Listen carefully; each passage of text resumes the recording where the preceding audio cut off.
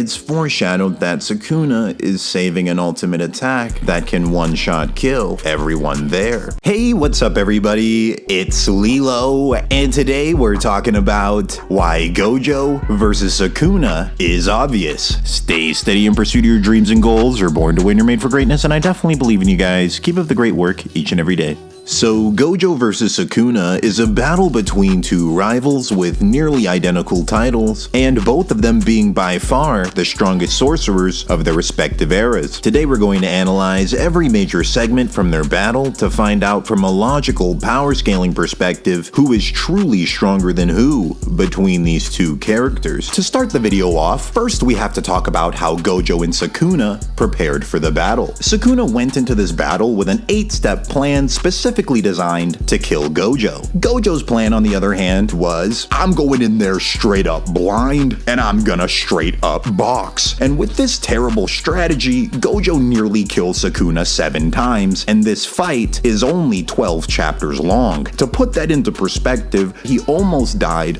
once per chapter. 4 of these near deaths came from using reverse curse technique to heal curse technique. Each time Gojo or Sukuna do that, they risk death because it damages the brain. And in all fairness, that's 4 times Gojo almost died as well because he replenished his curse technique with the same dangerous method. 3 of the near deaths, however, Gojo just genuinely outperformed Sukuna to the point where Sukuna is about to die. In all 3 of these scenarios, Sukuna had nothing in his original arsenal to save himself and had to rely on the stolen techniques of Mahoraga in the 10 Shadows. This scenario of using stolen powers to save his life continues all the way throughout the fight up until the very conclusion. Gojo is 3v1 boxing Sukuna, Mahoraga, and the fused 10 Shadow Beast, the latter 2 both being powered up significantly from Sukuna. Despite this, Gojo's so powerful that he proceeds to outbox all 3, puts Sukuna in a state of near death, while Gojo is stronger than ever after just activating 2 black flashes. The next page, Sukuna, in this state of near death, does an off-screen binding vow so he can fire world-cutting slash without hand signs for 1 attack, and he kills Gojo with it. World-cutting slash is a powerful technique Sukuna learned this very moment from Mahoraga. Even though world-cutting slash was not part of the original Heian era Sukuna's arsenal, this still shows Sukuna's fighting genius because this world-cutting slash was the reward for Sukuna following his elaborate 8-step plan. Then, after the battle concludes, Gojo states a battle between himself and Heian era Sukuna would be very close, but he lost to Maguna after trying to use all of his abilities and skill, and he lost while Sukuna was still holding back a secret technique. This scene narratively heavily implies that Maguna and Heian era Sukuna are both stronger than Gojo. It's meant to show that even with Gojo using everything, it's still not enough to beat Sukuna, who's still holding something back. But as of the most recent chapters of Jujutsu Kaisen, Gege has added some new statements that changed the Gojo vs. Sukuna fight entirely. Numerous times throughout the fight, it's foreshadowed that Sukuna is saving an ultimate attack that can one-shot kill everyone there. Recent chapters, it's revealed that secret technique was domain expansion followed by Fuga. This is stated by the narrator to be Sukuna's ultimate and most destructive attack. The narrator states that this attack would not work on Gojo, however, because Gojo's so powerful, he can just change the domain barrier size and neutralize Fuga completely. So Sukuna's ultimate attack that he was holding back this entire time was revealed to be something that would not work on Gojo. And the world-cutting slash that killed Gojo is actually an attack that scales below Black Flash Gojo's reaction speed objectively. That is because Maki dodged world-cutting slash from a stronger Heian era Sukuna. To put that into perspective, 1 month ago of in-story time, Maki was stated to be relative to Mach 3 in reaction speed. Black Flash Gojo scales above Maki in reaction speed due to outboxing and reacting to Sukuna, Mahoraga, and a fused 10 Shadow Beast in a 3v1, at one point outboxing all three using just one arm, having the 6 eyes, and literally being able to teleport. Meanwhile, Maki has been getting repeatedly demolished by Heian era Sukuna missing 2 of his arms while she's jumping him in a 5v1. They're on 2 completely different tiers of reaction speed, meaning Gojo stood there with the 6 eyes that tell you an opponent's curse technique just by looking at them, while in a state of double black flash, which lets you manipulate cursed energy as easily as breathing. While Gojo's such a genius that even without black flashes, he does advanced techniques as easily as basic techniques. In this powered up state, Gojo scales above the world-cutting slash and reaction speed. It's within his ability to dodge this technique easily because Maki did. So that means Gojo died to an attack he could have easily avoided based on power scaling. As of chapter 262 of Jujutsu Kaisen, Gege has not yet released an official answer as to why Gojo did not dodge the world-cutting slash. We have a lot of fan theory explanations to this from the Jujutsu Kaisen community, such as maybe the world-cutting slash teleported onto Gojo, or maybe Gojo just got cocky and let the world-cutting slash hit him because he thought it would not bypass infinity. Despite having fan theories, however, the true reason for Gojo not dodging world-cutting slash is objectively unknown until Gege himself answers that question directly. But let's analyze these 2 popular fan theories to assess their credibility. World-cutting slash is stated to have trajectory, meaning it travels through distance and does not teleport by definition. And the second theory of Gojo taking world-cutting slash to the chest because he was cocky and thought infinity would withstand it becomes a very hard sell when you consider that the 6 eyes tell you what a person's curse technique is just by looking at them. Furthermore, earlier in the fight, Gojo is shown dodging a much weaker attack, Piercing Blood, from Sukuna. Sukuna's plan was to hit Gojo with Piercing Blood the very moment Mahoraga removed Gojo's infinity. The first time Sukuna tries this tactic, it actually works. The second time, however, Gojo dodges Mahoraga and Sukuna both, meaning unless Mahoraga can remove infinity from a distance, then this panel is not only objective proof of Gojo becoming more cautious as the fight goes on, but also Gojo dodging a weaker attack than Dismantle with his infinity intact, and he was dodging it while reacting to 2 other opponents at the same time. The reality is, the idea that Gojo was too cocky to dodge world-cutting slash, but was not too cocky to dodge a weaker attack, Piercing Blood, that is a logical fallacy. So unless or until Gege writes a specific explanation for why Gojo did not dodge the world-cutting slash, the true reason remains an objective unknown. Now, when you analyze all of the new information from the recent chapters, you realize the following. Gojo scales above world-cutting slash and reaction speed. It's within double black flash Gojo's ability to dodge this attack easily because Maki did. Furthermore, Sukuna's ultimate attack that he was holding back this entire time was revealed that it would not even work on Gojo. When you put 2 and 2 together and look at it from a power scaling perspective, you come to the following conclusion. Gojo and Sukuna are 2 rivals relative to each other in all stats, with Gojo having stronger hacks and Sukuna's 2 strongest abilities, his domain expansion plus Fuga and his world-cutting slash, either would not work on Gojo or scale below Gojo's reaction speed, meaning objectively, from a power scaling perspective, Gojo is objectively a stronger character than Maguna. Defeating a character with an elaborate plan does not automatically mean you're stronger than said character from a power scaling perspective. This is shown earlier in the series when the disaster curses seal Gojo. Despite all of them being weaker than Gojo, they still seal Gojo using an elaborate strategy. From a power scaling perspective, the only way Maguna can kill Gojo is if Gojo lets himself be killed by attacks so slow that Maki can dodge them. The reality that Gojo is just an objectively stronger character on paper than Sukuna becomes more obvious when you start using Sukuna and Gojo in versus battles against other anime series. For example, characters that would give Sukuna an extremely difficult fight and even possibly defeat Sukuna, characters like Meruem, Zoro, or Mihawk. Powerful monsters like this would be weak compared to Gojo.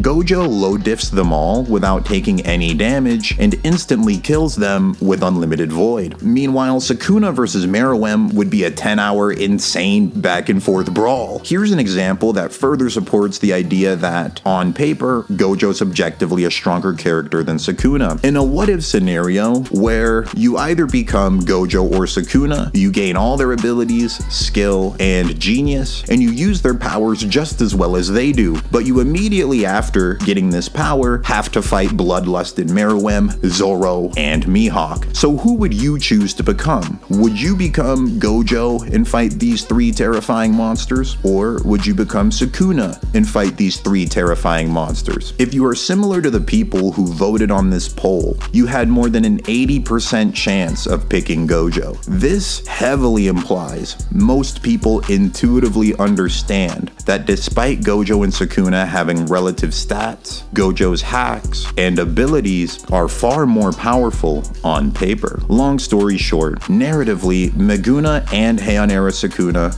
are both stronger than Gojo, but based on actual feats, scaling, and the actual drawings shown in the manga, Gojo is objectively stronger than all forms of Sukuna. This is the true reason why many fans are upset with the ending of this fight. It's because we're told that Sukuna is stronger, but we are shown that Gojo is stronger. It should be stated that Heian era Sukuna still has one genuine win condition over Gojo in a power scaling perspective. If Sukuna can break Gojo's domain, then beat the brakes off of Gojo using Sukuna's 4 arms, cursed tool, and domain expansion all together, and he beats Gojo so badly that Gojo dies before the domain expansion ends, then in that scenario, Heian era Sukuna can win, even in a power scaling perspective. But there are massive flaws in this strategy. First off, this strategy is more risky for Sukuna than it is for Gojo. That's because Gojo is superior to Meguna in hand-to-hand combat significantly. When battling in their domains using just hand-to-hand while their can't-miss attacks cancel each other out, Gojo himself states that he has a big advantage. During this fight, this is proven to be objectively true. There's a moment in the fight where Gojo's domain breaks, and Gojo is stuck inside of Sukuna's fully active domain, but Gojo can't use any of his cursed techniques at all. And with just pure boxing alone, while massively nerfed from just having his domain expansion break, Gojo holds his own against a massively powered up Sukuna, going all out with domain expansion, amping his stats like a video game, hitting him with boxing, cleave, and dismantle all at the same time. And in this scenario, Gojo's hand-to-hand is so powerful, he's still able to hold his own against this massively powered up version of Sukuna, while Gojo's massively powered down and just using hand-to-hand. Gojo then analyzes Sukuna's domain perfectly, survives Sukuna's domain for several to dozens of seconds, performs a technique Sukuna had never seen in 1,000 years of sorcery by healing his curse technique with reverse curse technique, and manages to break out of Sukuna's domain. Meanwhile, in the same fight, Sukuna gets touched by unlimited void for 0.01 seconds and is frozen and is about to die without Maharaga's help. So Gojo, if he gets stuck in Sukuna's domain, has proven on screen that he can get out with his own abilities, and he can survive in the domain for several seconds. But if Sukuna gets stuck in Gojo's domain for 0.01 seconds, then Sukuna is dead. And Sukuna, even now, as of chapter 262, Sukuna has still displayed nothing in his original Heian era form that would be able to save him after getting hit by unlimited void. And Sukuna's cursed tool is far weaker than Sukuna's domain expansion. Gojo survived Sukuna's domain, so he would very likely survive the cursed tool as well, based off of power scaling. We've never seen that tool used on someone as strong as Gojo. All in all, narratively, Sukuna is stronger than Gojo in his Meguna form and his Heian era form, but based on actual power scaling and feats from the story, Gojo is stronger than all forms forms of Sukuna. That's the true underlying reason why fans are still a bit upset about this fight. It's because we were told one thing and shown something completely different. Gojo losing to Sukuna is just an extension of the same problem that's happened since the very beginning of this series. Gojo is simply too strong for this manga. To put it into perspective, Jujutsu Kaisen is very comparable to the Hunter x Hunter universe in terms of power, and Gojo is literally a character so powerful that he would no-diff destroy Meruem, and Gege just plops him into Jujutsu Kaisen Chapter 1. Even with Sukuna present, many fans did not feel fear because Gojo was there. So yes, Sukuna kills Gojo, but defeating a character with an elaborate plan does not automatically mean you're stronger than them overall in terms of power scaling. Narratively, the gap between Gojo and Sukuna is very small. A power scale representing Gege's narrative is that Gojo is a 98, Meguna is a 99, and Heian era Sukuna is a 100 in terms of overall power and combat ability. But power scaling based on feats and abilities, especially against other anime series, then Gojo is stronger. Against other anime series, the gap between Gojo and Sukuna becomes pretty significant, with Gojo being considerably stronger in cross versus battles. But that's everything I wanted to say. Thank you guys for watching, and I'll see ya on the next one.